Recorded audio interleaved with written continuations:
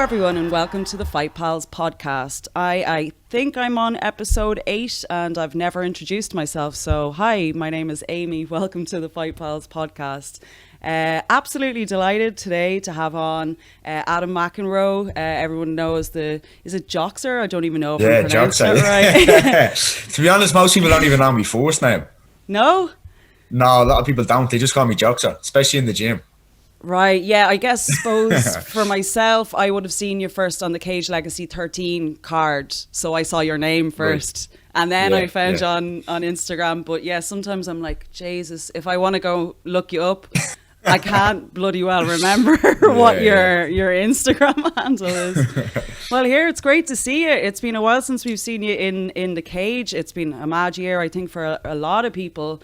So maybe if you want to just tell us what you've been up to since your last outing, which would have been, halfway through of last year?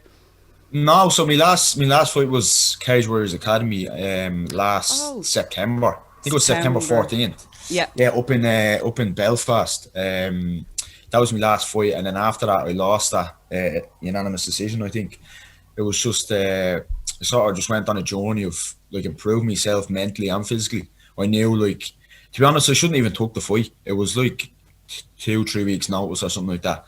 I'm not one to turn down fights. I love fighting, I love training, I love what I do. So I just took the opportunity, but in hindsight, I shouldn't actually took that.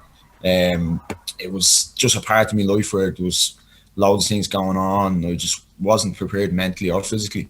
So since then, I've improved myself like leaps and bounds, not only in training and like my body and things like that, just mentally. How I prepare for fights, how I go about my everyday life. And I improved loads of things, my self-confidence. I just had a couple of things going on. I just felt like I needed to get them out of the way before I even tried the fight again. Because if you look at that last fight, anyone will tell you, compared to what I'm like in the gym, it was like I wasn't even there. My body was there, but I wasn't there. Like I wasn't even trying to win. I was just trying to survive. It was a weird experience, but it definitely taught me a lot that I needed to improve. And so was it the loss itself, or was it just that whole camp and the process leading up to that kind of made you realise, right, I've got stuff to work on? Yeah, like it was just the last couple of months. There was loads of things going on in my personal life, and then in training, and then like that fight itself. It's not that I got smashed up. To be honest, I wasn't really hurt. It just taught me that I wasn't prepared for that fight, and the way I was preparing for previous fights, I wasn't prepared, and I can't go like that going forward, because I know as you get up, like you go up and up, there's going to be better opponents. People are more prepared than you, so I need to be as equally prepared, if not better. So just like the loss, it did open my eyes to the way I was preparing for things, me diet, the people I had around me, like toxic people, like things like that. You know what I mean? Like they think they might not affect you till you get in the cage, and then something like that happens, and you're like, look, I'm not even prepared mentally or physically the correct way. And do you think that, like, being involved in mixed martial arts specifically kind of helps with that process of figuring out who you are, like what kind of person you want to be? Do you think that the sport has played a big part in that growth, that personal growth for yourself? Yeah, 100%. Like, I remember when I first walked into Paddy's gym in, I think it was February 2018, he shook my hand, and I was like, oh my God, that's Paddy Howell. And it was crazy, like, meeting him in person, and it was just as humble as possible. But back then I was so shy, like I wouldn't even talk to anybody. It was, if people knew me back then compared to now, it's like a completely different person. And then just over time, I became a bit more confident as I started doing the classes, and then Paddy put me into the fight team classes, and I started getting to know more people, and they just introduced me as like a little family. And yeah, it just made me much more confident in myself. I can approach people, I can speak to people now. Obviously, dealing with situations, like you're more prepared for that, but you discover a lot of things by yourself through fighting that anyone from the outside looking in, they think it's just, I don't know, people getting in, smacking the head off each other, but it's not like that at all. Anybody that does the sport, jiu-jitsu, grappling, anything like that, they understand the importance it has for your mental health, not only physical.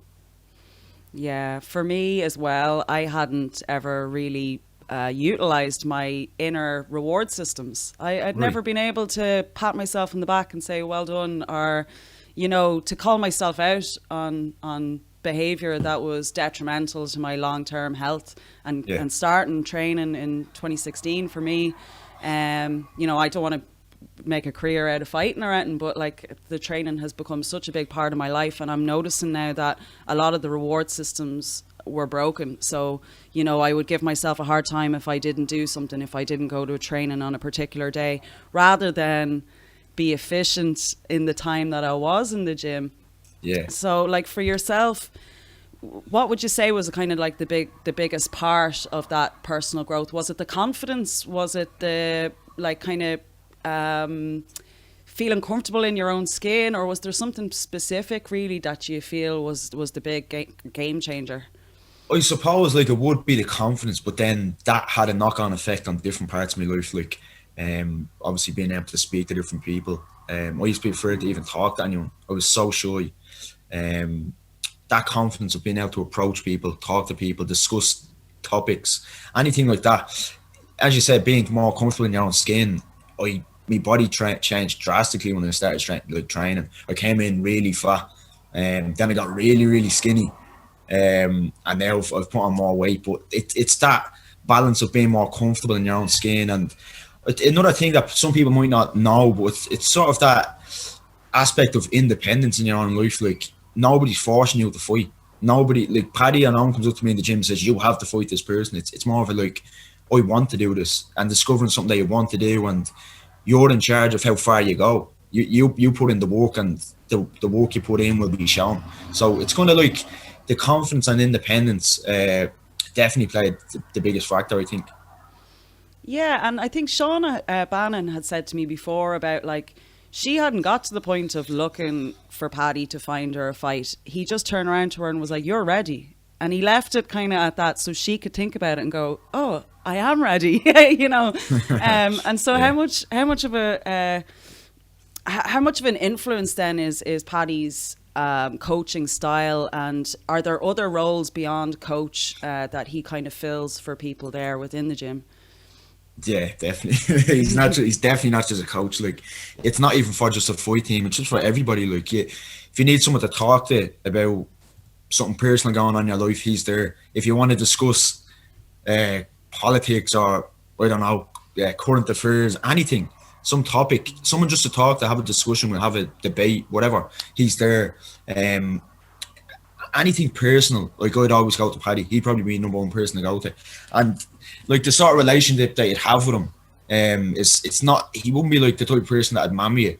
He always says that he would never mam you. He just gives you the truth, whether it's a hard truth or whether it's what you want to hear or not. He gives you the truth, and sometimes you have to kind of take a step back and realise from his perspective where he's coming from.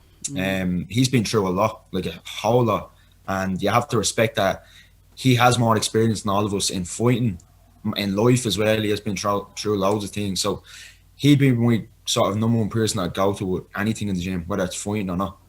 And so what are you guys then, like you'd be kind of one of the younger, well, everyone in SBG Dublin 24 is young to me, I think. Like, but like you being in your early 20s now, is there younger kids coming up now who are looking to your kind of group, like the amateur fighters, to figure out what kind of person they want to be? Are you aware of that kind of position you're in as being an influence on the next generation of kids then coming up?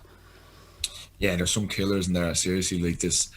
Even the kids that are just doing jiu-jitsu, like they're so good, like they're probably at blue belt level already, and they're just come in and smash it. But yeah, I understand that there is a sort of responsibility in the gym. Like Paddy always makes sure that we come in, have respect for everybody. You wouldn't leave anybody out. It's just sort of, like I was saying, you treat everyone like a family, whether they're in the fight team or not. They're in the jiu-jitsu classes, in the wrestling, the kids, they're all that. You just treat everybody like, you have respect for them, they're part of your family. And like I do see the kids sometimes looking at the fight team and the sparring and things like that, and I'd be wondering what they're thinking. But I always try to, if I am training with them, like I was training with a youngster there last night in striking, and think he's only like 16 or 17, but the size of this fella, like, and he's so good at striking already. And it's just like giving him a few pointers about like the clinch and things like that, and how fast he picked it up, like it was crazy. Yeah, they're just mad. Sponges. It's actually crazy. Yeah, it's like everyone. I think everyone will say like now that are amateur footers, they wish you got into it younger. I feel the same, but what can you do? Yeah, and I was at, I've been to your gym a couple of times just for the Sunday open mats. Now, for anyone listening who does an open mat, SBG Dublin 24 open mat ain't like no other open mat. You can't sit out around. No. You have to do the warm-up. You do all the feckin' rounds. If you're sitting at the side, someone's going to come over and going, why are you sitting at the side? Yeah, get on the mat now. That's the original Sunday mass. Every other gym is trying to talk about the Sunday mass. The original Sunday mass is the Sunday rounds in SBG D24.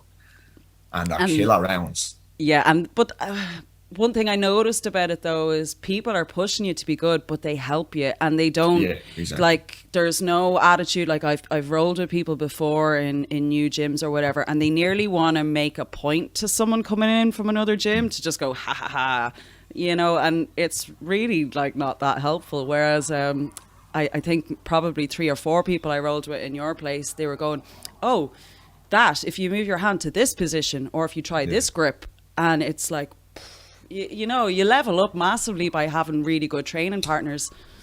Definitely, yeah. 100%. And that's something I've noticed massively with your gym. So would you agree then, just on the coaching as a whole, that it's kind of like that? 100%. Like, just anywhere you go, whether it's like I was saying, a jiu-jitsu, wrestling class, striking, MMA, there's always someone to help you. Even if like they're not as experienced as you in that area or the artists, they're still going to give you some pointer like, oh, I saw this, I know this, look at this grip, look at it, this is how I grab the hip in this position, and like just little things, and you're like, how do you know that? And then you sort of mix the information that you know and they know back and forward. It's always like that. It's like, it's almost like everyone in there is their own sort of coach in a way to everybody else. Everybody has something they add to the dynamic of the team, whether it's the grappling or the MMA. They have something they add, and you see it, to be honest, you see mostly in the jiu-jitsu, like you see guys just always helping the younger people out, the higher belts helping them out, not just smashing them to prove a point. And then that's how I think everybody progresses so fast. Yeah, and one thing I think is really cool as well about your gym is the level at which people, so say for example people are coming in and from another discipline, another combat sport or something, and they're starting jiu-jitsu for the first time in SBG Dublin 24. For myself, watching shows, 1 year and the difference in people is just crazy. Like what is it about your team? Like, would you say the Sunday service type thing feeds into it, or how is it that people just are getting so bloody good at jiu-jitsu so fast out of your gym?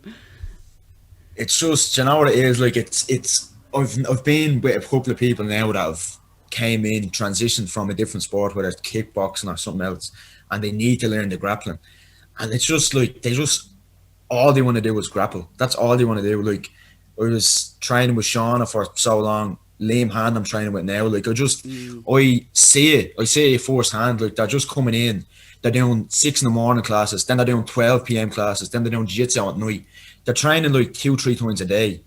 And let's say 2 to 3 sessions is jiu-jitsu. They're doing it every single day. And then they're forcing themselves into uncomfortable positions every day. That's what I think is the big point there. They don't shy away from the grappling and stick in their comfort zone of the striking. They force themselves into uncomfortable positions. That's what I think is the difference. And as well, there's quite a few women on the team in general there as well. Like, do you think that there's anything, like, in this day and age, people are all over trying to encourage more girls into the sport, but what is it that do you think is a big factor in keeping members, and not just the women, but like the younger kids as well that might drop off and disappear? Like, what kind of attributes are there in your gym that keep people there, you know, keep people engaged over the long term so that they don't quit? I suppose when you first come in, it's that family environment, I think, and it's just everyone's so welcoming. And the people that do come in, there are people that will come in and then they leave after a while. They might not just think it's fit, but very few people do. Anyone that comes in, they just get addicted to the sport and they love the environment and the family look about it.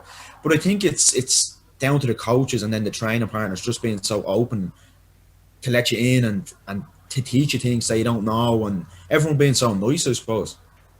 And did you have a pod then this year for when things were kind of half shut down or whatever? Like, what way did they manage that? I know you were doing online classes kind of as well, but I don't know if you were taking part in those or were you training in the gym? Yeah, so I was doing the online classes and then I was training with Liam in his house. So like we were basically almost living together. We were together every single day. And then we were training with our striking coach, Gabor. So I was doing striking at least once a day, and then me and Liam were doing wrestling and grappling. So we were still training twice a day. And then I was also doing the online classes. So we were doing that for a certain period, but then Paddy ended up doing the classes outdoors, and they were serious, like strength and conditioning, striking, just crazy stuff like sprints, tire flips, things like that. Like it was still something, but obviously it's not the same as being in the gym and grappling. We were doing that for a while, and then obviously we were allowed to do one-to-one classes with the individual training, and with the elite athletes were allowed to train behind closed doors. Yeah, and like so I was at watching Clan Wars, not at Clan Wars. I wish I was at it, but I was watching Clan Wars at the weekend, and that was one of the things I noticed amongst the members of your team that were there, was that it didn't seem like anyone had a break. I saw like other people on the card kind of looked like they were gassing out and struggling a little bit, and you lot, like, the pace was just fantastic. Like Josh just blew us away. Casper Bullens, like, I really wish that Niall hadn't hurt himself. Niall Wilson hadn't injured himself, because that first round was just hectic. It was a high pace, scramble, crazy grappling match. But with two guys who punch really, really hard. So, like, what's it been like with the camp, with finally having a show to come up and everyone doing a training camp? Were you training then with the lads in the lead up to that? Yeah, so I was in the 77 plus training camp. So that would be like Casper's and Josh. And then Jay Taylor ended up getting a fight on, I think, about 2 weeks' notice. He was in air camp. I don't know why. He's 66 kilos. I think he actually fought at 64 kilos, but he came into air camp for the last 2 weeks. But it was really like structured. Paddy structured it in a way that they were getting everything. They were doing like mad stuff. Like I was staying fresh while they were on the rower doing a certain amount of meters, and then they were hopping in and doing positions with me on the wall while I was fresh, and then they were doing positions on the ground, and then just crazy stuff. Like, so I suppose that would definitely play into why everyone was so high paced and they weren't gassing out, because the training camp that we done, even though it was so short, it was really intense. But you just have like a fantastic team. You all seem to egg each other on and really support each other. Like, it's one thing I've noticed is if you go to a show and there's one fighter from D24 or there's 7 fighters, there's going to be 20 odd people around them. Like the whole kind of team goes, and it's very similar to my gym and Team KF. It was just like a small army arrives to each thing. Yeah, I was just about to say that actually. Like, it's a very similar dynamic to the Team KF. Like, when you go somewhere, you go somewhere. Like, everyone is going, and the same with our gym. It's like everyone's just together. There's no real, like, if one person's fighting, it's just him and a coach going up. It's never like that. And I see the same with Team KF. Like, I'm good mates with a lot of people from there, and it's the exact same dynamic. And so with being a part of that camp and that show coming up, were you not a bit like annoyed yourself that you weren't on it? Yeah, like, I wanted to get a fight, but at the same time, I'm a bit heavy. I got offered a fight at 75 kilos, and I was like, no, I'm not going to make that. And then I got offered at 80, and I was like, well, let's see what weight I am, because at the moment I'm about 86 kilos. My last fight last year was 66 kilos. Wow. So yeah, I bulked up a bit, and that's something I've wanted to do for so long, because whenever I used to grapple, I had the technique, but anyone even remotely stronger than me would just break me. Like, it was so brittle and like weak. So I was saying to myself for ages, I need to focus more on my strength training and actually put on some strength and a bit more size.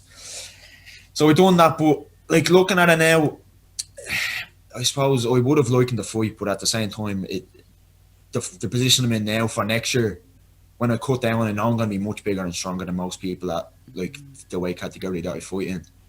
Yeah, and that post that you put up, must have been about a week ago or something. You actually put up a photograph of yourself from 2 years ago and more recently. And fair play to you for posting that, because I think a lot of people don't really consider the fact that skinny isn't always healthy, or that big means fat or whatever. Like, you know, I'm very careful of using those words, like, because my weight fluctuates. My weight used to fluctuate a huge amount because it was fluctuating body fat, and now that I've built muscle, it's actually evened out quite a lot, and I've a lot more control over it that I wouldn't have had before. What's it been like? What kind of made you do the decision of bulking then to try that out? Was it just you saw the opportunity, the gap, and kind of that would be the main reason. Like, that was definitely the main reason, like, because it was always like I was walking around about 2 years ago. I was walking around about 67 kilos. That's that picture I put up. I used to walk around like that, and so I was ready for whatever fight to come up at 66.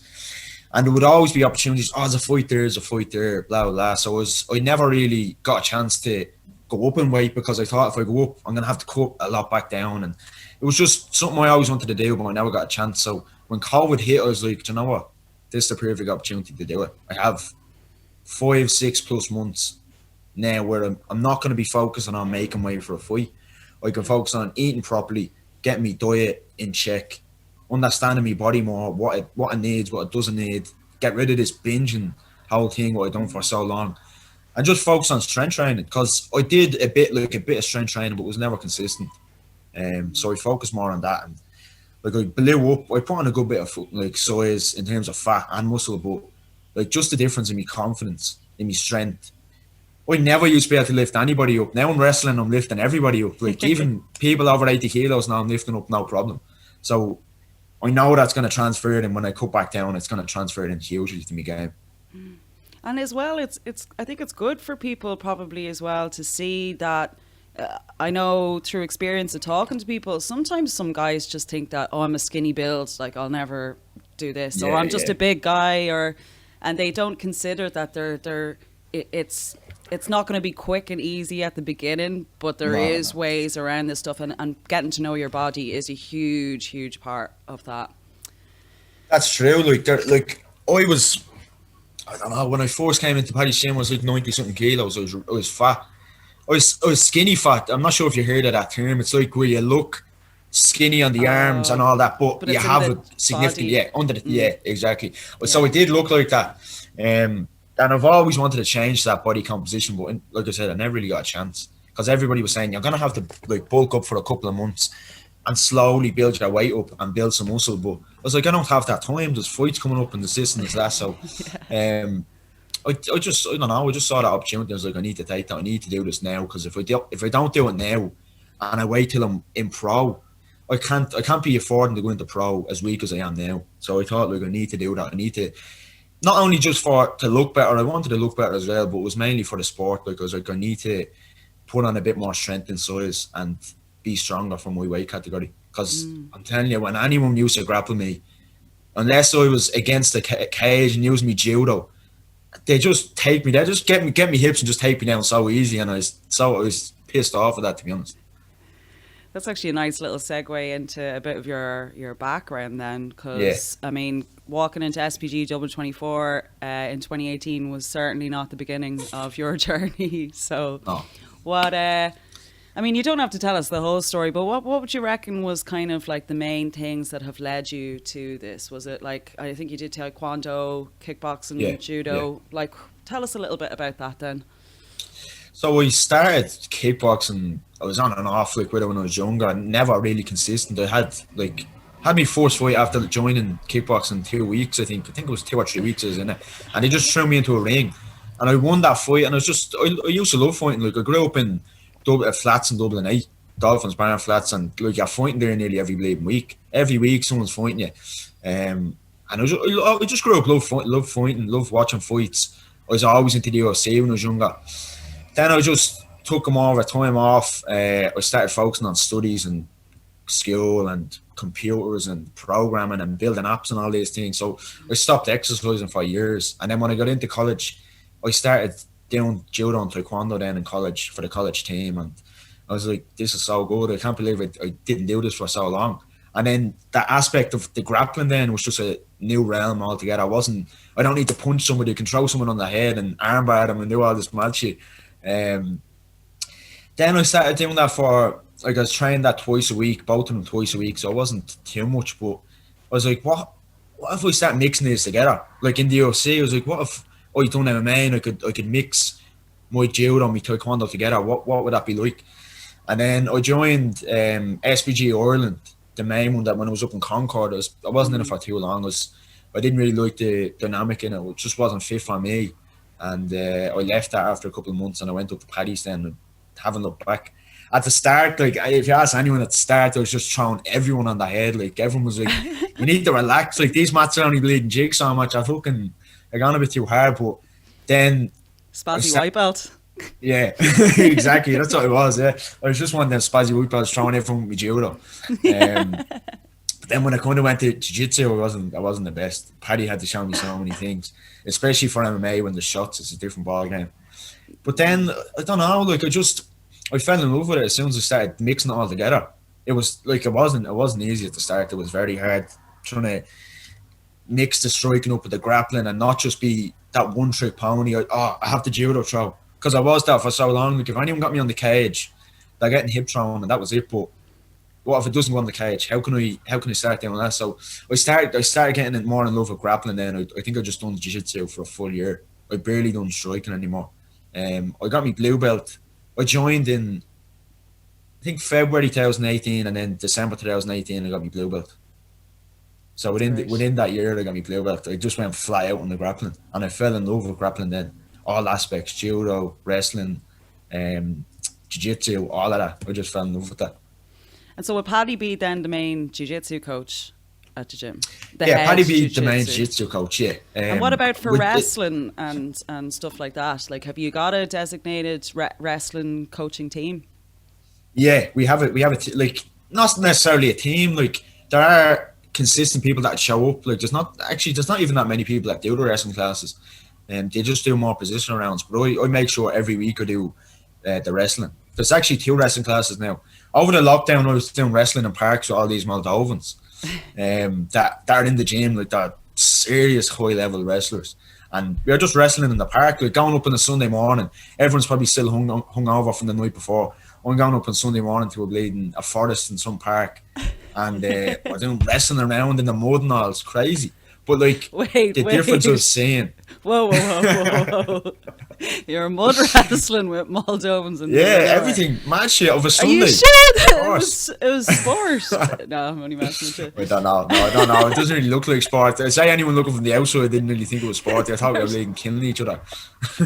Or it's some kind of weird niche dogging spot that they haven't come across before. Like, yeah, maybe. We don't know. Yeah, no, it was crazy. Like, just doing that over the lockdown, that showed me then, I was like, right, these are serious wrestlers. I need to stick with these. So every Wednesday in the gym, I go to the wrestling class. Now it's on a Sunday as well. So we have 2 wrestling classes. And the main wrestling coach would be a fella called George. He's from Moldova. I think he trained with Sergei Pukulski for a while in Nice as well. So, but there's another guy, another guy called George as well. I don't know if these guys are related, but this fella, he joined not too long ago, like maybe last 3-4 months, and this guy is serious. Like, he's so good. Like, there's wrestling. He's only like, I think he's about 65 kilos, like, walk around, but he's built enough, but he will throw anyone around, anyone. So I'm kind of sticking with them for me wrestling, and I've seen, like, serious progress in me wrestling just since I've been training with them. Yeah, I think it's really important to have people specific to wrestling if you're going to have an MMA team. Like, definitely. I've since I kind of got this idea in my head about a year ago, quite a few teams that I've been following, I've seen a number of their fighters all slip with wrestling stuff, and then you start to look into it and you realize they don't have, they're not specifically looking at body mechanics for MMA. Their people are either doing jiu-jitsu or they're doing a bit of wrestling, but it's, as you said, it's so different when the cage wall is taken into account. 100%. And the striking as well, obviously. Yeah, 100%. Like, if I'm sparring in the open, it's completely different when I'm sparring in the cage, especially now. Like, the cage is a huge part of my game, and anyone that knows SBG D24, like, I reckon, some of the best wall wrestling in the country. Like, it's like we put so much time into the wall wrestling, the positions we just drill 24/7 against the cage, because usually in amateur it's just one or two punches, someone's moving backwards, and it ends on the cage within a couple of seconds, always. So we try to be as comfortable as possible there. If we have someone against the cage, we have so many sequences. It's like you hear like Daniel Cormier and all saying about the chain wrestling. They might not get you down with the first takedown on the cage row, but the sequences of different takedowns and one fails, that's what gets a person down. And that's what we drill 24/7. That's it, yeah. It's like just breaking it down. If this doesn't work, what we go to next, and if that doesn't work, and so forward. Very much like just physical chess in that sense. Yeah, you know, yeah, like pretty much, yeah. People, the amount of times their mates of mine would be like watching a few fights with me or whatever, and they're like, oh, I don't know what, this is boring, I don't get it. And then after a year or two of me making them watching fights, and then they're seeing the hand positions, and they're seeing the way the legs are going, and you can see it kind of going in their head, and then all of a sudden they're going, oh, this is a great fight. And I'm like, yeah. Oh, you get it now, do you? They start understanding the grappling and all. They start giving you advice. Oh yeah, you know what? I'd be trying to say that to my mates as well. Like, when we're watching fights, they'd be asking me what's going on here, what's going on there. But like, I've been around people that know nothing about it, and I'm trying to say, oh, just fucking hit them there, and I'll do this, do that. Yes, stop doing all that sissy stuff. Stand them up and fight. This is a fight. One thing I will say, though, speaking of that, is that the Irish crowd in the north and the south are really intelligent in that sense. Yeah, that is true, yeah. Sometimes maybe in the Dublin shows, when they're on late, if it's until 11 and people are a bit pissed, then you might get a little bit of yeah. It's usually the Cargill that does it, yeah. Oh, totally. But I love with especially Clan Wars, the way it's on during the day, like it's over by 7 p.m. So you don't really get the melty heads, but like sometimes even just like a reversal or like a sweep or something like that might not really be totally obvious unless you're a fan of the sport and you understand what's going on, and people are cheering for it. And I love that. Like, it's a real, the fans of the sport in this country are intelligent. They know what they're at. Like, it's really nice to see that at the shows. It's actually very good. Like, I was gonna say that myself. Like, you see at some of the shows, like I was saying, there's going to be people that are locked just talking shit and saying, oh, do this, do that. They don't really know what they're saying. Punch them. Yeah, in general, like, you do see people appreciating the jiu-jitsu and grappling aspect more so than ever, I think. It's just great, like, seeing people actually try to understand the grappling more so than just saying, oh, get up and box. That people are, to be honest, I think jiu-jitsu is at a stage now where everybody's aware of it. I think everyone's aware of it. Like, even someone that doesn't do it, I'll talk to somebody like, oh yeah, my friend or this person told me about jiu-jitsu and said it's so great for your mental health and blah blah blah. Like, everyone's sort of aware of it now, whether they do it or not, and it's at a peak now of interest, I think, in the country. It's become cool.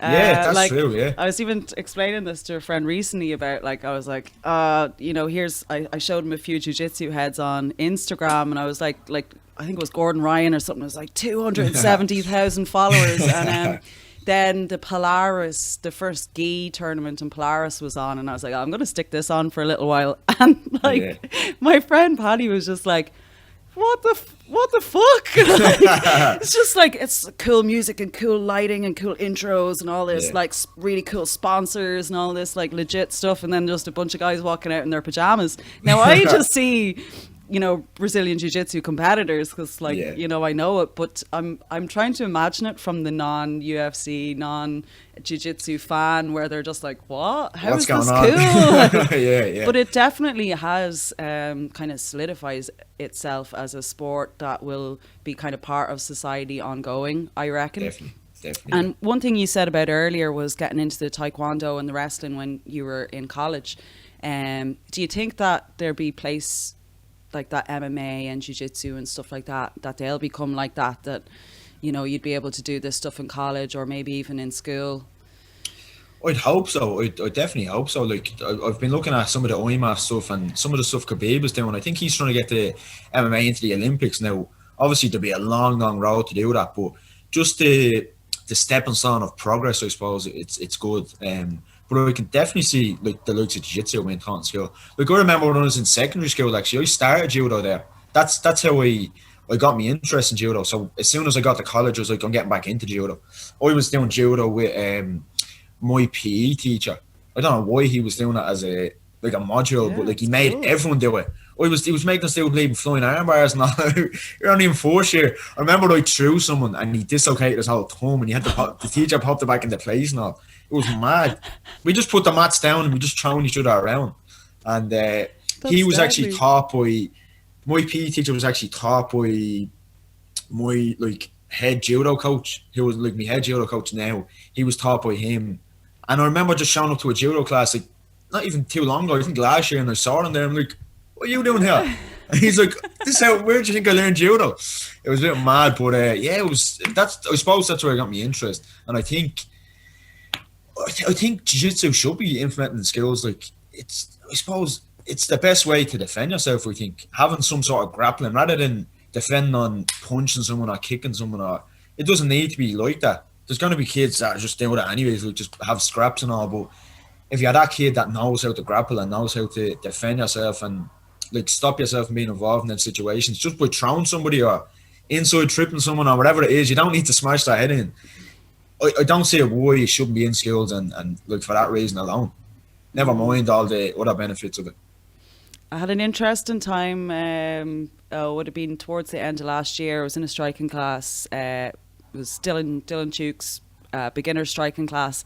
Yeah. And someone had done something. He was like, well, you wouldn't fucking do that in a fight, would you? Like, think about it. Would you do that in a fight? And he was like, well, I don't know. And he goes, right, put up your hand. And there's probably about 30 people in the class. I was the oldest. I'm always the oldest. But I'd say like the eldest of the lads was maybe like 22 or 23. And he just goes, right, put up your hand if you've ever been in a fight.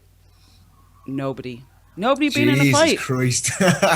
Listen, swords. And I was kind of looking around and I was going, why? Like, why? Because I was like, I've been in a fight. And like half these kids had done combat sports throughout their teens. That's crazy. They don't want to fight on the streets because they know they'd batter them, and it's they're above that. And then the other kind of kids that were saying that they hadn't been in fights were all really quiet, kind of timid, shy 15, 16-year-olds, but it could go that way for them. And I just found that moment really made me aware of how kids going to those classes are learning respect, self-control, confidence, and also just there, like you're saying, to know that they have skills so that they can avoid the fights, that they don't feel like that they have to prove themselves or whatever.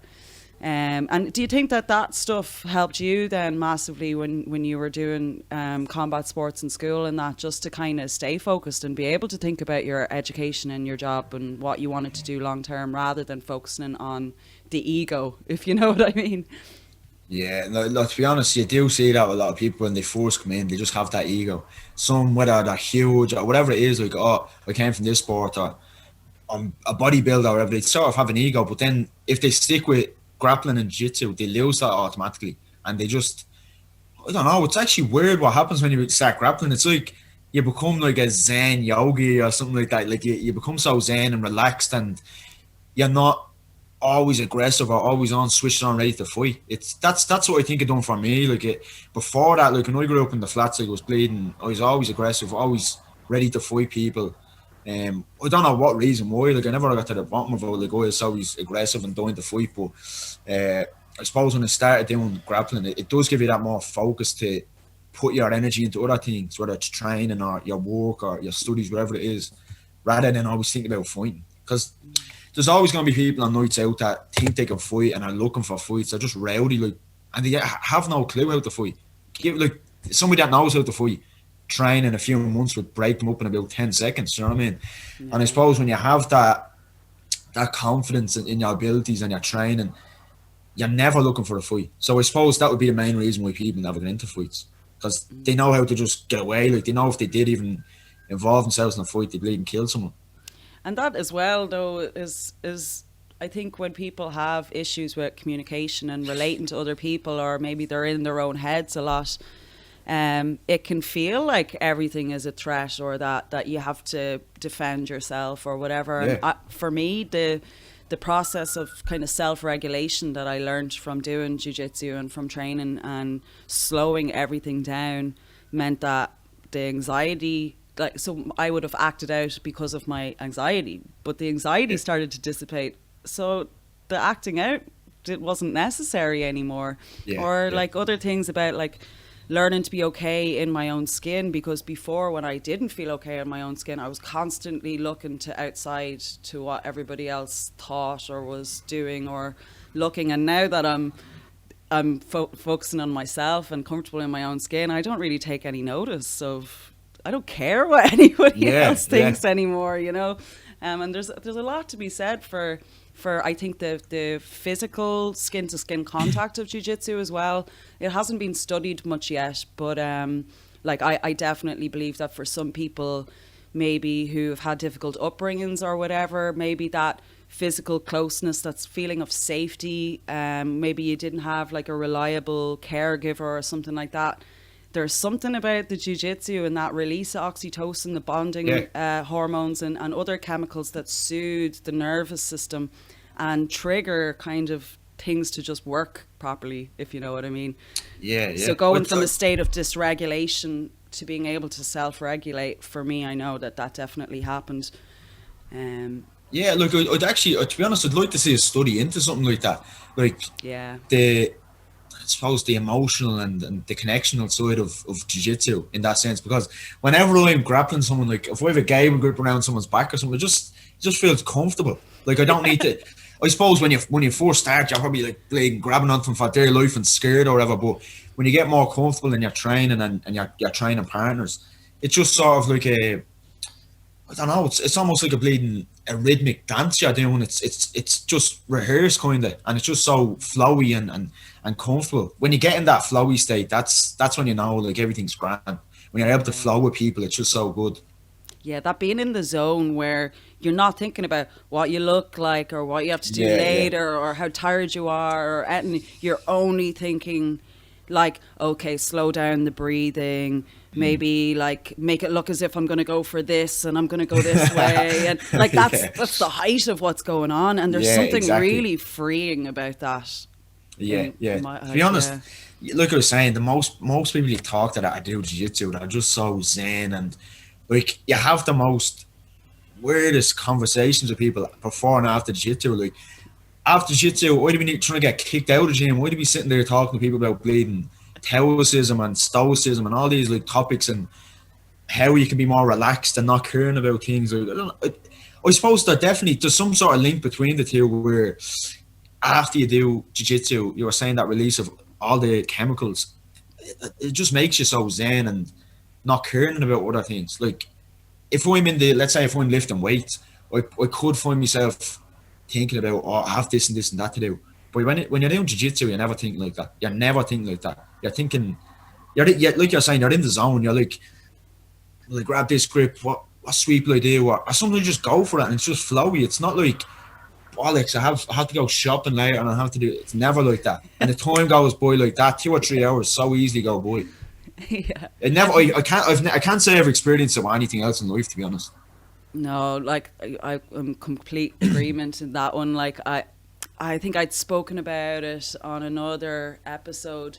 Like I used to think that I didn't have any body hang-ups, that I was confident, that I didn't care what anyone else thought. I genuinely believed those things about myself until I started to go to jiu-jitsu, and then I realized, like, because I was constantly going, oh, sorry, like, oh, sorry. I was just like so programmed to be kind of like always checking on everyone else and never really checking in on myself. So I remember like the first kind of few weeks of rolling and people just being like, will you just stop apologizing? Just shut up, like just stop. And I literally had to just like think about, right, I'm going to close my mouth. I'm going to stop apologizing for existing, because that's what it was. I was apologizing for my own existence, like basically. And how freeing that was to just, you know, not be constantly sorry for just being there, you know? Yeah, like to be honest, I've seen so many people, that's why I was laughing. I've seen so many people like that when they first joined. They're just like, sorry, and like they're tapping at the slightest thing, or they hear like a little, I don't know, like maybe they warm up your toes or something properly, and they hear a little crack. They think they have to break their whole bleeding foot or something like that. Like, relax, it's not that serious. Like, we're only warming up. Like, they're so, I don't know, hesitant and reluctant to get involved. But then when you see the transition from them doing that to just like flowy, it's so mad. Like, I'm seeing that in Liam now. Like I was saying, I was training with him every day over the summer. Liam Hand, isn't it? Liam Hand, yeah. It's like high level K1 striker, and the transition from when I first started, I have videos when I first started training with him. Like, I was just smashing him, and I was like trying to go easy and show him things, and every day he was getting better and better. And now, like, in MMA sparring, he's taking people down. He's milling them with the shots and then taking them down. Like, and people that are doing it a long leading time, like, he's taking them down, and it's mad to see how fast he's had to picking it up from when he was like, oh, sorry, he was so hesitant and reluctant to get in certain positions. But when you see that transition in someone, it's crazy. Yeah, like, for me, going from saying, oh, sorry, to now, there was a few weeks ago where someone was throwing something to someone, like, kind of over my shoulder, but they threw it badly, and I literally just went like, and caught it and was like, here you go. And they were like, oh. So I didn't flinch, or like really loud noises or something slams or like anything like that. And just from doing striking, I'm like, you're right. Like, just like not, whereas before because I had anxiety that I'd never dealt with, I was super jumpy. Like, a door would close and I'd be like, just all the time. So yeah, it's mad. How did you learn to deal with that anxiety through jiu-jitsu, or was it through other things? Jiu-jitsu, and I did a year-long course, dialectical behavior therapy, which was like basically the next level up from CBT.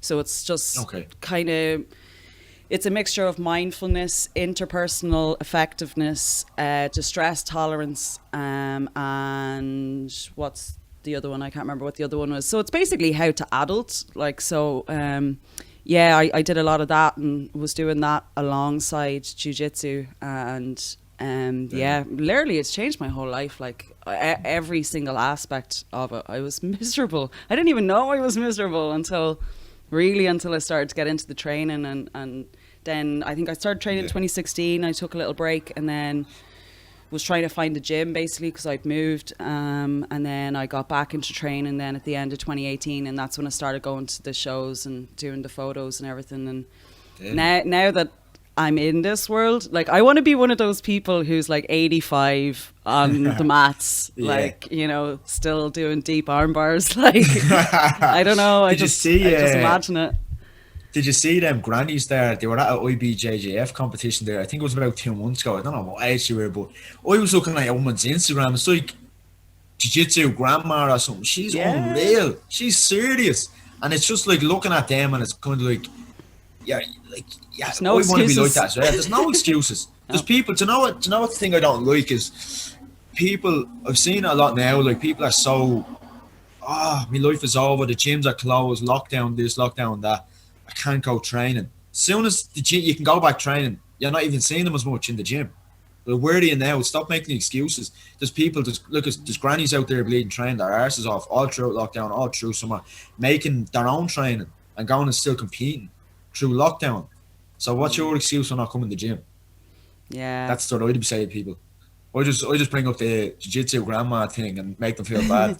I think Aisling Daly told me before about meeting a lady that's a black belt, and I think she's well into her 60s or 70s.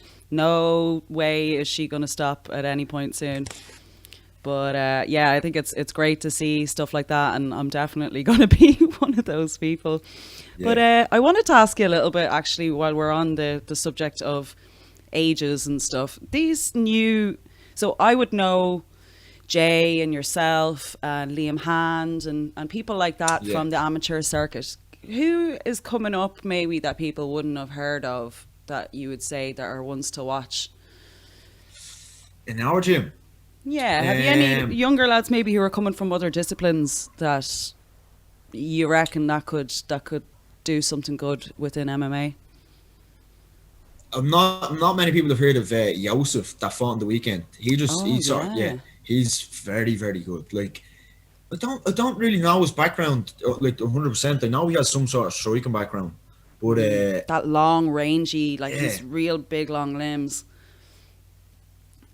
Yeah, he's so calm as well. That's something I noticed when you're sparring him. Like, it's just so calm, and it's mad for someone that I think that was his first MMA fight. It's crazy to think how calm he is in sparring, and then transfers it into the cage, just standing, like, seeing the shots coming, not phased if he does get hit, and like just his distance and crawl. That was so good when I saw him fight the weekend. So definitely Joxer, like, and I've seen him even throughout the training camp. I've seen him progress his MMA because he was just striking for a while and just doing the K1 classes, but his grappling and his cage work and all that is at the coming on like mad. So definitely for the new year, like, look out for him. And then just the rest of the team, like, there's not really many new people in the team.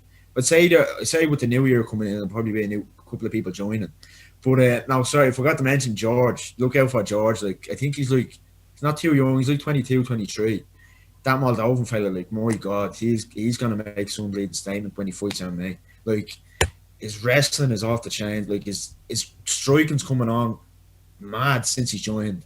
He's just not even afraid to do anything. I think that's what the difference is. Like, when I first started grappling, I was hesitant to strike because I thought, I'm too open, or I didn't have the fundamentals for striking. But now that I'm training my striking coach, I feel more comfortable. But this fella, like, he's just picking it up easily, and he's throwing shots at you, and then you're not even thinking about the takedown anymore because you're getting hit, and then he has you up in the air doing a suplex. Like, it's crazy.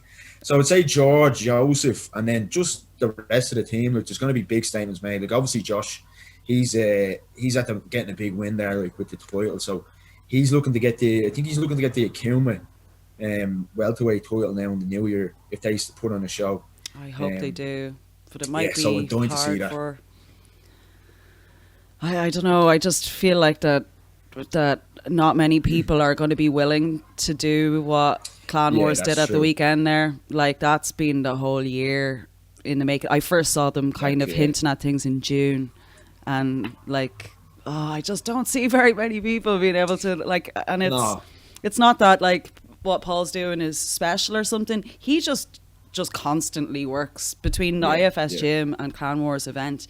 He never takes any time to himself. Like, Well, to be honest, I think that's what's required. Like, someone that is going to put in serious work, and it's for the fighters, not for a profit or not for himself. And that's what I got off Clan Wars. Like, it was to progress amateur MMA and to get it back, like, the shows running, and more so for the fighters. Like, I wasn't at the show itself, but from what all the boys are saying, like, the treatment they got up there was unreal. They had their own changing room with everybody in it.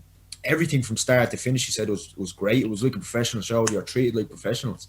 So hats off to your man Paul, and I'd love to go on that show, like, next. I think they're on having the show next February, they're saying. Yeah, they usually have 3 a year. To have 3 fights.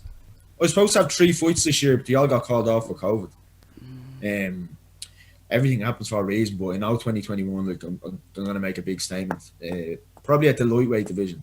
I was going to ask, what's your plan then for weight classes with all this, like, changing of sizes and whatnot? Do you think you'll be able to kind of figure it out before? Or are you going to just kind of try it at lightweight and see what happens? Well, yeah, I feel like I'm very strong for lightweight, definitely. Like, even when I was training with all the boys there for Cage or Clan Wars, I'm picking all them up. I'm able to pick them all up easy. I'm able to grab them like grand. There's no real... And, like, I'm not sure if you're seeing Kaspar's. Kaspar's is a unit. He looks like a man... Ivan Drago or Rocky. Like, he's so big. And he's the strength from him as well. But I'm able to hold my own with him in the grappling and the wrestling. Pick them all up as well. And we're bouncing off each other in terms of...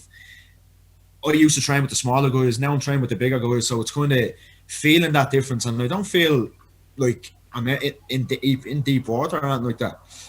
Like Josh was saying, if a fight comes up in Clan Wars, take her at welterweight. I'd take her at welterweight, no problem.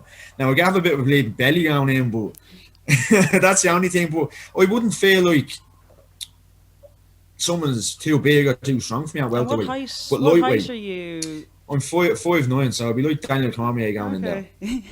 Well, a welterweight. Yeah, I mean, on yeah. the domestic, on the Irish circuit, that's kind of what roughly where anyone is. It's not really until Yeah. you get into more the pro thing that you start to see your 6 foot welterweights. Yeah, like there are some like them pros are welterweight at bleeding. I'd say they're cutting down from 100 kilos or something. Some of them are huge. Sometimes. Yeah, Well, even some of just them are like really, really something that I big. actually thought of earlier was like, with the fact that we have so many people here in Ireland fighting amateur or doing kickboxing or something like that as a teen, and then fighting amateur and cutting weight. Like, I really don't know how I feel about that.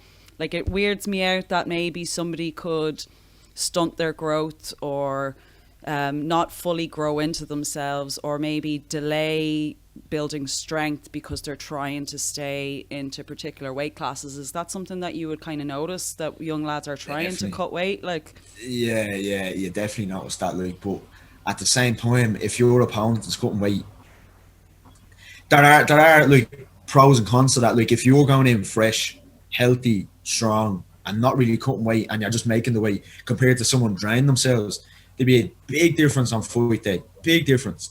Like, but at the same time, I don't think anyone under the age of like 18, if they're fighting anything, whether it's K1 or grappling, I don't think they should be cutting weight at yeah. all.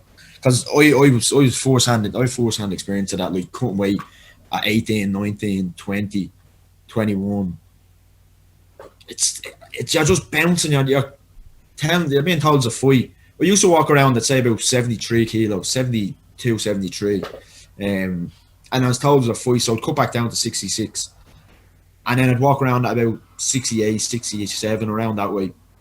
And then I'd cut back down, then I'd binge back up to the 70. It was just binge, cut, binge, cut, binge, cut. Never like, okay, you're on this amount of calories. We're in a phase now of building some strength.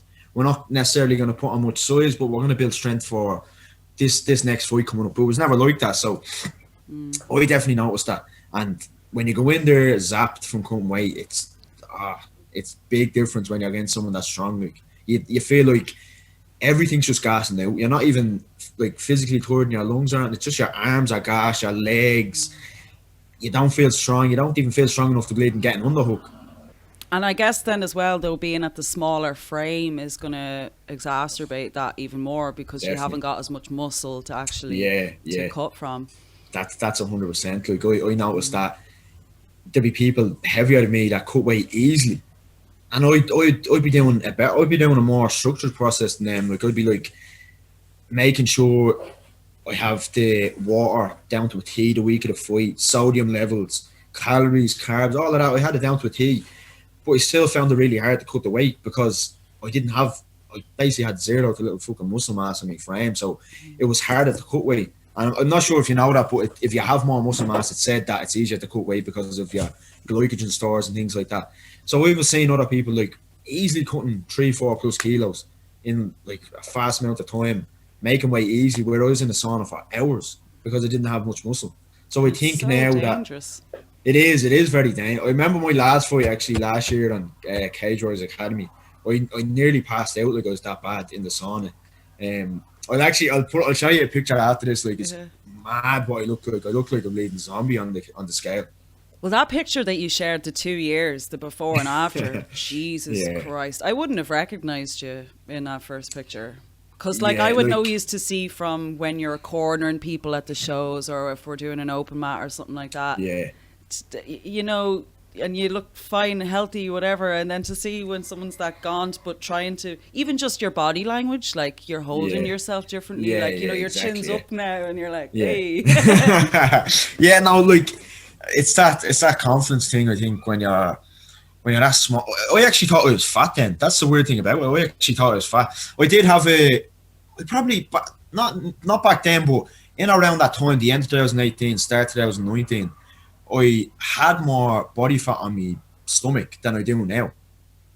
Overall, now I'm holding more body fat all around my body, in my legs, in my arms, everywhere. But at that time, I had more belly fat than I do now. It's weird, like, just because I changed my body composition. But like back Binging then, would do that though as well, because yeah, that's it. you're not you don't have the fuel when you need it, and so your body starts to store things. I know with women it's especially bad for us because how we use energy changes throughout the month, and depending on what, if we're taking any medication or whatever. But the kind of the bare basics of it men do experience as well if their systems are just a bit out of whack. And that's when you start to store all that belly fat, the stuff that stays around your organs basically, and you can have that for life. Like that stuff kills people.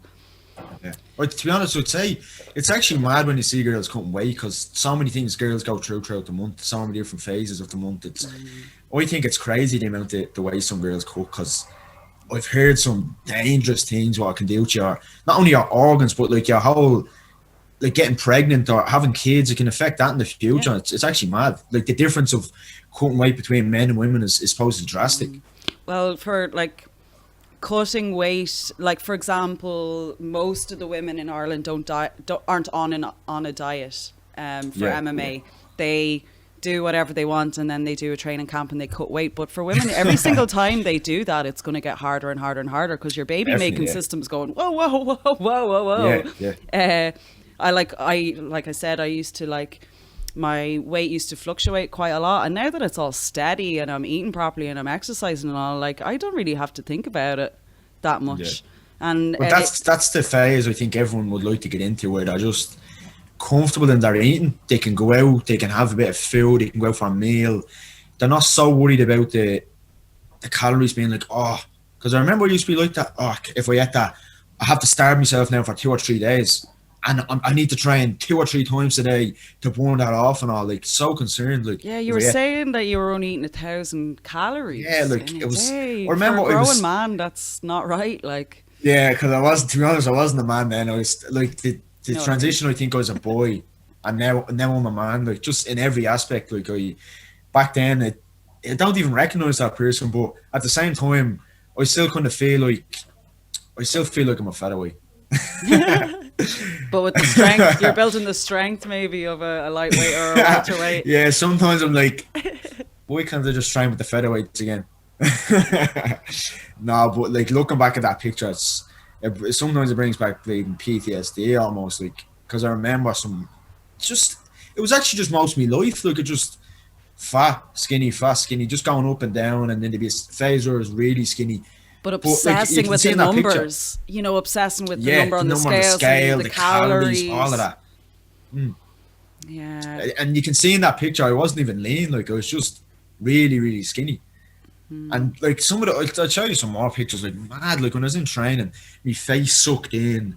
Like I just looked disgusting, and I didn't even notice at the time that it was that bad. I did know, like, I was like, I'd like to bulk up, I'd like to get bigger, but I didn't realise till now the difference in that, in every aspect of my life, like energy levels, sex drive, testosterone, all of that is like through the roof now.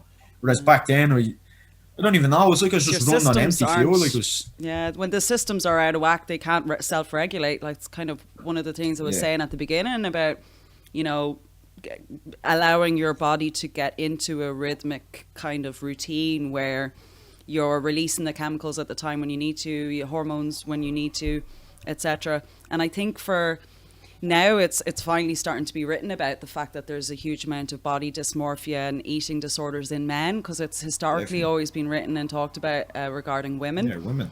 But like, you go into the gyms and you see some of these guys and they've teeny tiny little calves on them and these like giant big arms, and and I don't want to laugh or kind of pick at them, because it's obvious that there is maybe an obsession with the number on the scales or the calories, or I need to get bigger or whatever, which is quite sad. But do you think that maybe we're kind of getting to the end of that, or do you think that that's maybe going to continue on?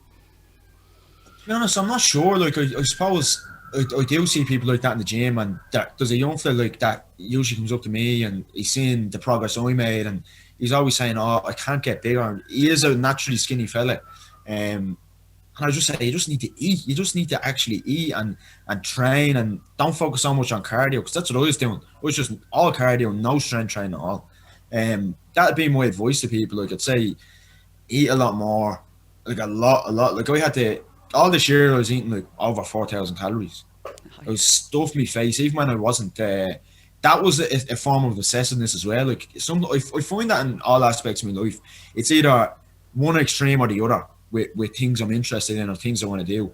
I get really obsessive about things if I'm interested in or it's something I plan to do or a goal I plan to achieve. I made sure I was getting all my calories in. I made sure I was getting more than enough that if I was burning any throughout the day training, I was like recuperating anything I burned. And then seeing the scale going up every week and then my strength and all that was like, it's amazing. And I wasn't focused so much on, I'm getting fatter or I'm too big now or nothing like that, because like I said, everything else is just so much better now. Everything since I put on the weight, all my hormones seem to be back in place now. I'm not going throughout the day starving and going to train and dying for food and weak and hungry and all. It's not like that. It's more like I just took me diet and that sort of aspect of fighting. I took it a lot more serious now this year.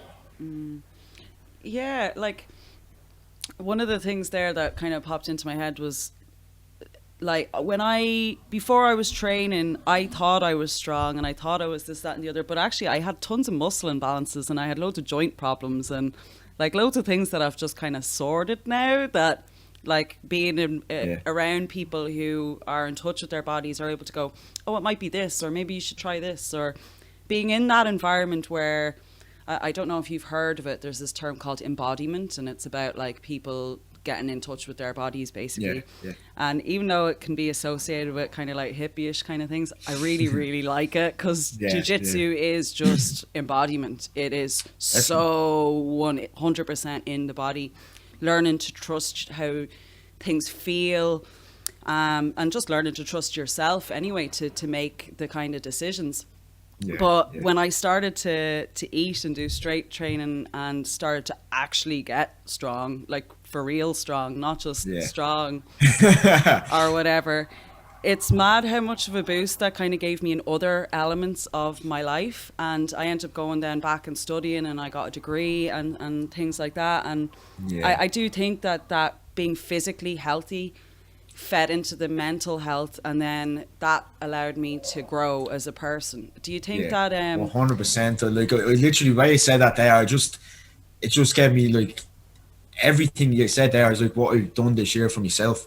Like since I started eating more, exercising the proper way, taking my diet more stricter, being more comfortable in myself and my body, it's just such a change in every aspect of my life. Like I work for myself now. I have my own business. I have multiple jobs. I'm back in college. I'm full-time studying computer science again. I went back after I dropped out. I saw like that confidence again. It comes back to that confidence in yourself, being like anything that I done in the past back when I was like that, not mentally right or just in a bad mental state. I want to right those wrongs, and I feel like I have that confidence to do that now. I can go in and lift heavy weights. I can go in and lift people up. Why can't I do all these other things? Why can't I achieve these things that I did in the past? So that's, I suppose, in the last year, that's what I've done for myself. I looked at things I wanted to achieve this year and things I've done in the past that I sort of half-arsed or didn't fully accomplish, and I took them back and I said, I'm doing them this year. I don't care, and I'm making sure I giving me all, and I set the goal and I smash it this time. I'm not giving up by saying just being lazy about it. I'm the type of person that I need at this stage of my life. I need a lot of things to keep me busy, not just one thing. So that's why like fighting would be my number one priority in life. Training, fighting, all of that. But I have plenty of other interests. Like I love computers, I love programming, I love so many different things, and I need to stay busy with them in life as well to sort of keep that balance. And so for just to kind of round up then, what is it that you want to do with this degree then? I mean, you talk a bit online about like you're breaking into phones and making apps and doing things like, so what do you have a goal like specifically for career wise, or is it just kind of something to do alongside training? To be honest, like I have a couple of things. Like I'm going to become pro in the next 2 to 3 years. That's my goal. 2 to 3 years I'll be a professional fighter, 100%. There's no doubt in my mind. But at the same time, I'll have me full degree by then. I'd like to go on and do a master's in it as well, like a specialise in networking or cyber security, something around that area. I don't see myself working for anybody else ever again, really. That I think that phase of my life is gone now that I'm sort of my own entrepreneur and I do my own thing now. I've seen that the side of working for somebody, and I worked for a company for the last year, and they definitely helped in my progress and my self improvement. Like I was working with a fella who he done everything for me, like done so many things for me. If I needed a dentist appointment, paid for, no problem. There you go. If I needed, he got me car lessons, driving lessons, got me loads of things. And he done so much for my self improvement to get me to this point that he sort of no. Say that.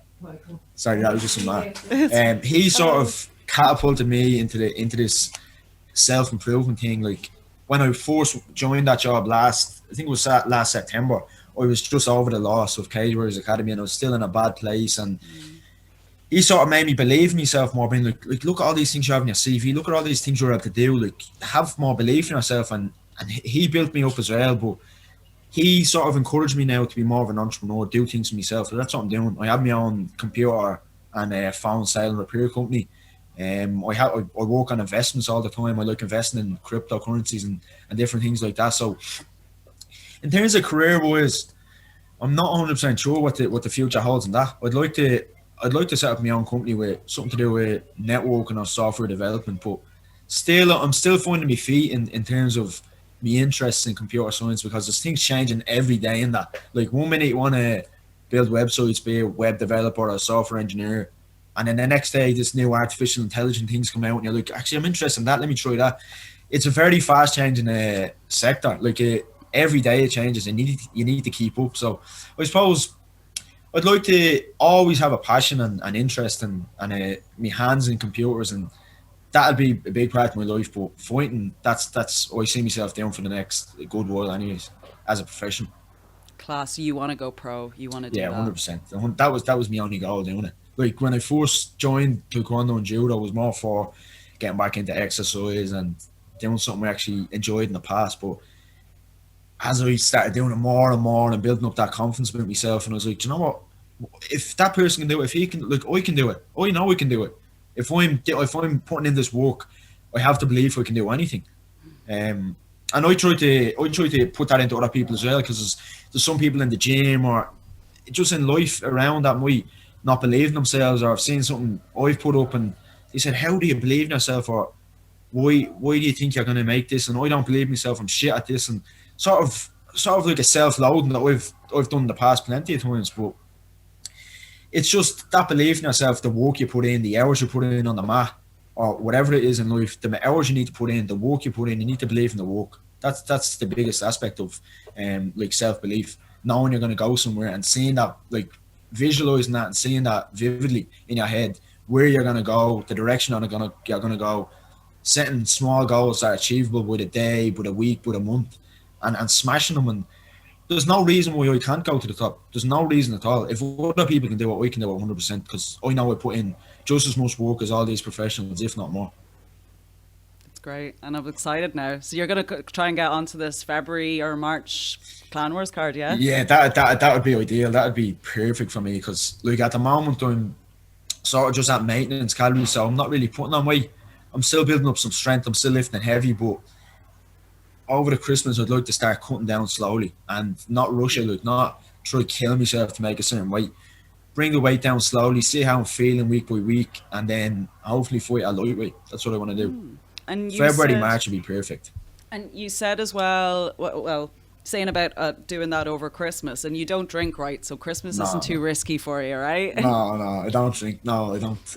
Like maybe twice a year I might drink or have a glass of wine or something like that with food twice a year or something, but that's it. Like I don't really see the point in all them things if you're fighting or if you're taking something seriously. Now I'm all for people that go out and enjoy themselves, and after fight they go out and enjoy, because after being in a 12-week horrible camp, no food they like, no drink, no nothing, all for that. But I see people sometimes binging on that as well. They just like after loss, or just if they're off season, they're not fighting, or like times in COVID, they're just out eating shit all the time, drinking. I've never been the person to feel the need to do that. I've never been the person that been like, oh, I'd love a drink, or I'd love to do this, or do you know what I mean? It's only like I'd love to go and do something I like to do, and I don't really like drinking. I don't like doing drugs. I don't like anything like that. So it doesn't bother me not doing it. I think I have a better time when I'm sober, to be honest, than most people when they're drunk. At least I wake up the next morning fresh to go train and bleeding in a park with loads of Moldovans. That's the main thing for me, to be honest. I fucking hate hangovers. Like, I just... Yeah. And the knock-on effect, though, as well, because even if I had 3 beers the next day, I'd be like, oh, I'll have a takeaway, and I'll lie in bed all day, and I'll just go buy a giant chocolate bar.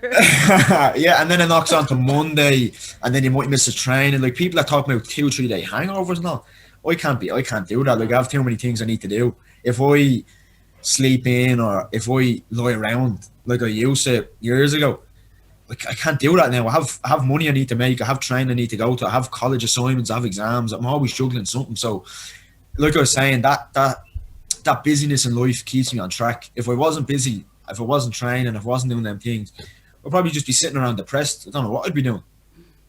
Do you know, this is all such mature stuff to be coming out of, what are you, 23 or 22? 22. Yeah. Fair play to you, man. Like, a lot of people don't suss that stuff out about themselves until much, much later in life. So, fair play.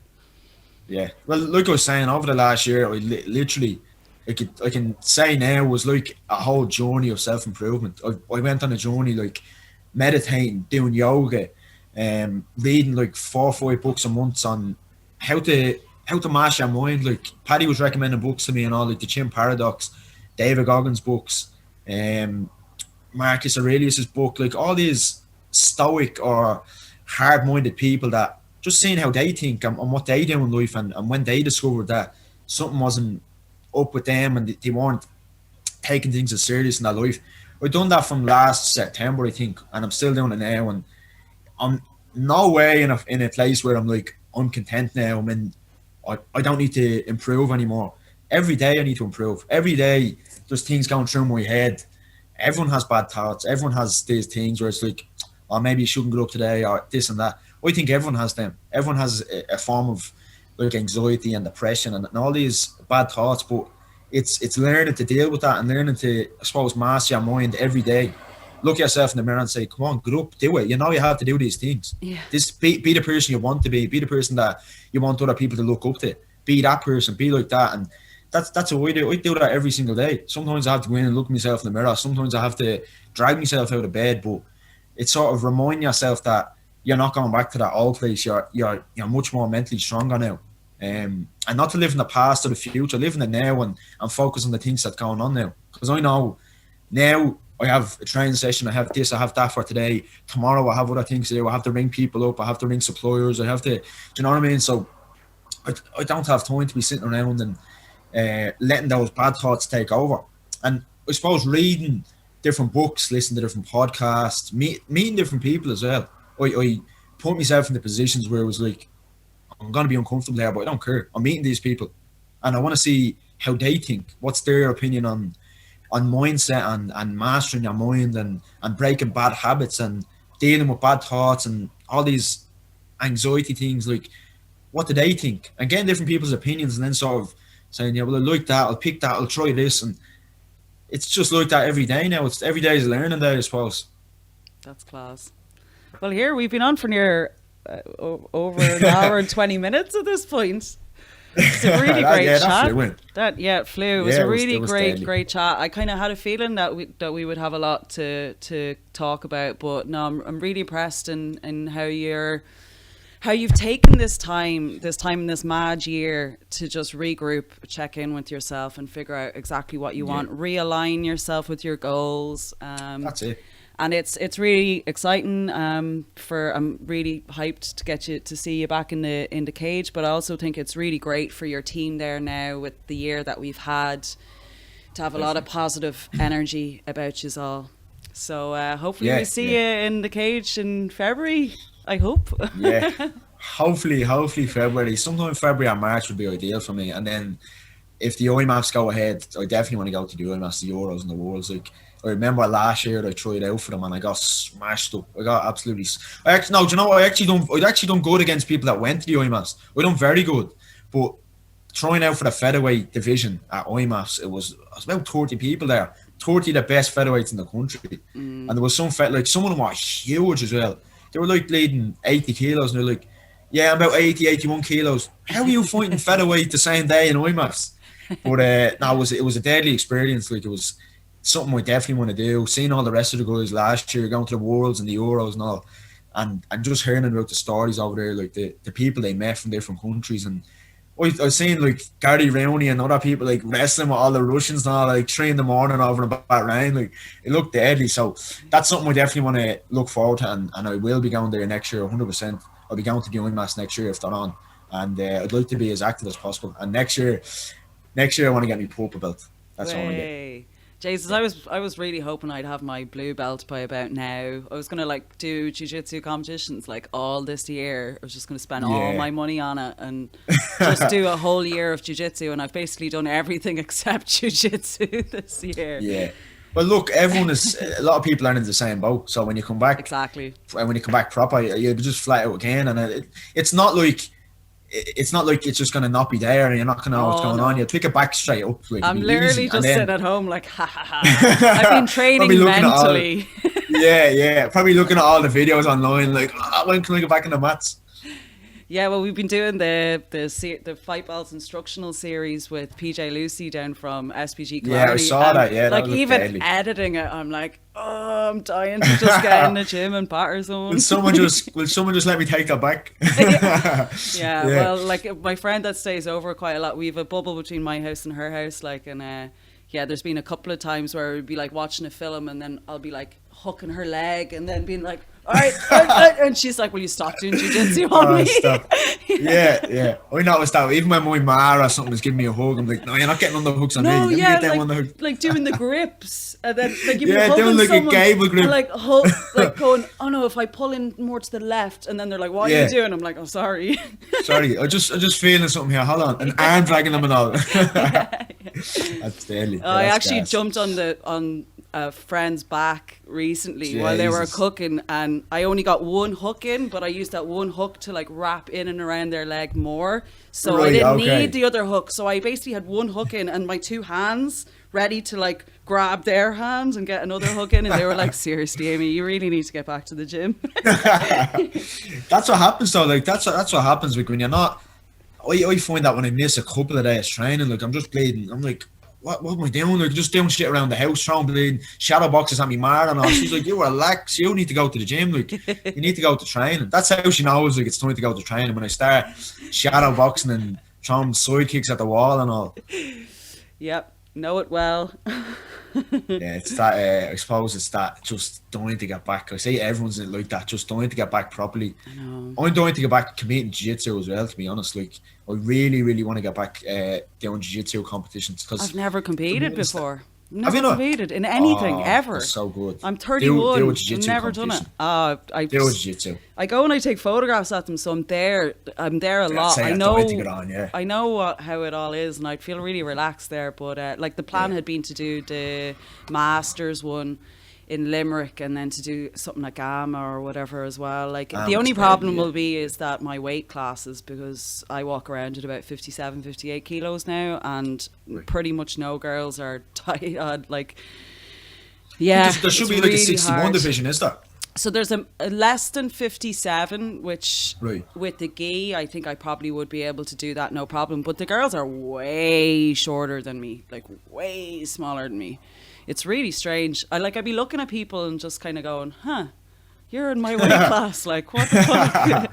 Yeah. But yeah, I'll figure it out. Yeah, just hop in, just get the experience. There's nothing better. Like, see that I went to, this time last year, I went to Grappling Industries in the gi and no gi, and I was round robin. Like, you fight everybody in the division. So good. Like, I think that was my first competition at Blue Belt actually last year. And, just like the people I met there, and just being able to just flow through positions, and it's so good, because it's not like, oh, this match is everything. If we lose this, I'm out and I don't get to compete, I'm not paying whatever amount of money. It's like you pay, you show up, you get to roll with different people, you get to feel different positions, feel their body, and just enjoy yourself. It was so good, like, and it was not like obviously there was winners, there was losers, whatever, but it wasn't even about winning or losing. And that day I felt like them round robin competitions, it's just like you're getting the experience, you're enjoying yourself, you're going in there, and you're loving the moment. Like you're doing everything in the moment. You're not like, oh, if I lose this, I'm not going to get gold or nothing like that. You're just getting the experience and enjoying yourself. I'm my heart rate's gone up loads. I'm getting so excited about you shit soon. Yeah, I can't fucking wait to get back. So here, we best leave it there. Got loads of other stuff coming up today. But here, look, thank you so much for coming on. I really, really appreciate it. I am so excited to see what 2021 has in store for us from SBG Dublin 24. The last couple of years has been really exciting. Can't wait to see us all get back to it. And hopefully we'll see you at an event in 2021. Hopefully. No, 100% you'll see me in February or March. Definitely. Class. Hopefully. Well, thanks so much for coming on today, Joxer. All right, look after yourself. See you later. Thanks a lot. Bye.